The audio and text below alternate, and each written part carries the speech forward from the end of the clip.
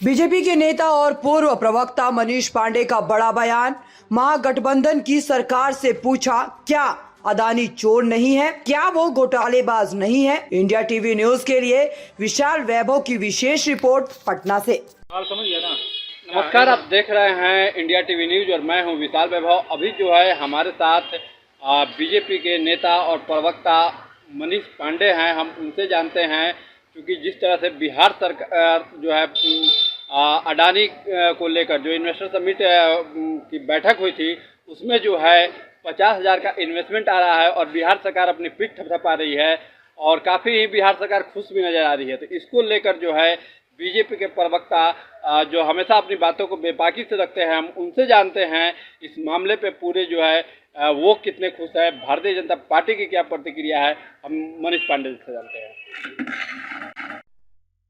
Sir, जिस तरह से बिहार सरकार काफ़ी खुश नज़र आ रही है, अडानी का जो इन्वेस्टमेंट हो रहा है 50,000 का इन्वेस्टमेंट हो रहा है और इस पे जो है बिहार सरकार अपनी पीठ भी थपथपा रही है, क्या कुछ कहेंगे सर? नहीं, देखिए, ठीक है, स्वागत योग्य है। अगर इस प्रकार का कोई भी निवेश आता है बिहार में और उससे लोगों को रोजगार मिलती है तो ये खुशी की बात है और इसका स्वागत किया जाना चाहिए और मुझे लगता है कि हम लोग भी इसका स्वागत ही करेंगे। लेकिन सवाल भी खड़े होते हैं। सवाल यह है कि क्या अभी तो सिर्फ आश्वासन है, प्रस्ताव आया है, निवेश आया नहीं है। और मुझे इस बात की खुशी है कि जो भी नीतियां बनाई गई या कहिए कि रणनीति बनाई गई बिहार सरकार के द्वारा, मैं उसका भी स्वागत करता हूं क्योंकि नीतीश जी ने एक बहुत अच्छा काम किया कि 2 दिन के समिट में तेजस्वी जी को इससे दूर रखा। मुझे लगता है कि उसका फ़ायदा यह हुआ कि तेजस्वी जी अगर आते तो शायद निवेशकों को एक बार फिर से जंगल राज की याद आ जाती और ये जो भी थोड़ा बहुत निवेश हुआ है, हालांकि जितना बिहार की सरकार पीठ थपथपा रही है वैसी कोई बात नहीं है, क्योंकि इससे कई गुना ज़्यादा इन्वेस्टमेंट उत्तर प्रदेश में योगी जी की सरकार में हो चुका है, जो इससे बहुत कम है। लेकिन फिर भी जो भी जहां से शुरुआत हुई हो, मैं उसका स्वागत करना चाहूँगा। लेकिन देखिए, यहाँ एक बहुत बड़ा सवाल यह खड़ा होता है कि जिस प्रकार से महागठबंधन की बिहार की सरकार, चाहे जदयू के लोग हों चाहे राजद के लोग हों, अडानी की महिमा मंडन कर रहे हैं, जो गुणगान कर रहे हैं, अपनी पीठ खुद से थपथपा रहे हैं कि अडानी यहाँ 8700 करोड़ रुपये, 8,700 करोड़ रुपए का इन्वेस्टमेंट कर रहे हैं। मैं यह पूछना चाहता हूँ, क्या महागठबंधन के लोग, राहुल गांधी, ये लोग जिन लोगों ने अडानी के मुद्दे पर संसद कई दिन चलने नहीं दिया, बाधित किया, जब भी भाषण देते हैं तो नरेंद्र मोदी जी को अडानी के नाम से जोड़कर ही भाषण देते हैं और हमेशा अडानी को एक चोर, भ्रष्टाचारी, काला धन का वो करने वाला बताते हैं। आज क्या महागठबंधन की सरकार बिहार में अडानी को क्लीन चिट दे दी है? क्या महागठबंधन के वॉशिंग मशीन में अडानी अब भूल गए हैं? अब महागठबंधन के लोग यह मानते हैं कि अडानी जैसे लोग भी बिहार में 10,000 रोजगार दे सकते हैं।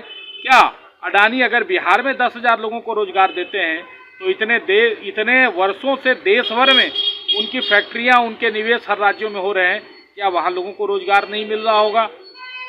क्या अडानी देश भर में चोर हैं और बिहार में केवल ईमानदार हैं, इसलिए उनके पैसे का निवेश को पर बिहार की सरकार इतना पीठ थपथपा रही है?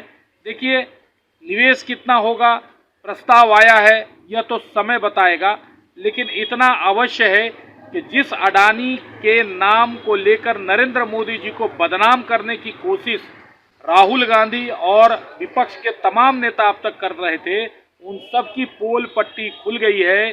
अब यह तय हो गया, यह सच सामने आ गया, जनता के बीच सामने आ गया कि जिन लोगों को यह देश विरोधी मानते हैं वही लोग कहीं न कहीं देश का कल्याण कर रहे हैं। हमारे साथ बीजेपी के प्रवक्ता मनीष पांडे और अडानी को लेकर जो है उन्होंने जो बातें कही, हालांकि बिहार सरकार के इस नीति और नियमों का हालांकि जो उन्होंने है स्वागत किया, लेकिन साथ ही जो है उन्होंने सवाल भी खड़े किए बिहार सरकार पर और पूछा भी उन्होंने कि क्या जो है अडानी जो है सिर्फ बिहार में ही ईमानदार है, बिहार में ही लोगों को रोजगार दे रहा है, जिसकी जो देश भर में कंपनियां हैं कितने लोगों को रोजगार दे रही है, तो जो है ये लोग सिर्फ प्रधानमंत्री जी को जो है बदनाम करने की ये बातें करते हैं अडानी का नाम लेकर।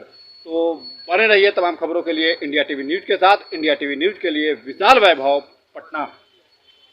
ताज़ा खबरों से जुड़े रहने के लिए हमारे चैनल को सब्सक्राइब करें और बेल आइकन को दबाना ना भूलें ताकि हर खबर की नोटिफिकेशन आपको मिलती रहे।